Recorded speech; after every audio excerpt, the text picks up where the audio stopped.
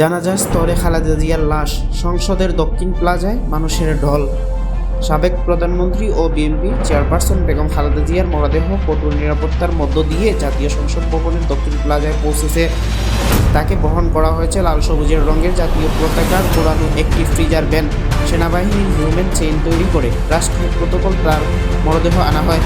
বুধবার সকাল 11:48 দিকে খালেদা জিয়ার মরদেহ বহনকারী ফ্রিজার ভ্যানটি জাতীয় সংসদ ভবনের দক্ষিণ প্লাজায় পৌঁছে। এর আগে বেলা 11:05 দিকে ছেলে তারেক রহমানের গুলশান এভিনিউয়ের 196 নম্বর বাসা থেকে খালেদা জিয়ার মরদেহ বহনকারী ফ্রিজ ভ্যানটি যাত্রা শুরু করে। তার আগে সকাল 8:54 খালেদা জিয়ার মরদেহ রাজধানী এভার কেয়ার হসপিটাল থেকে বের করে গুলশানে নেওয়া হয়।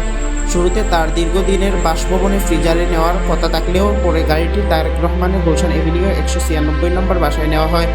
সেখানে পৌঁছানোর পর বেলা 11:05 পর্যন্ত খালেদা জিয়ার স্বজন এবং বিএনপির নেতাকর্মী শেষবারের মতো তাকে শ্রদ্ধা জানান। খালেদা জিয়ার জানাজা রাজধানীর মানিক মিয়া এভিনিউয়ে বুধবার বাহ্য হয়ে অনুষ্ঠিত হবে। জানাজা পড়াবেন বাইতুল মোকাররমের খতিব মুফতি আব্দুল মালিক।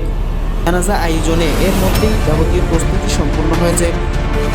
জানাজার শেষে বেগম খালেদা জিয়া চিরনিদ্রায় শরীর হবেন তার স্বামী শহীদ রাষ্ট্রপতি জিয়াউর রহমানের কবরের পাশে।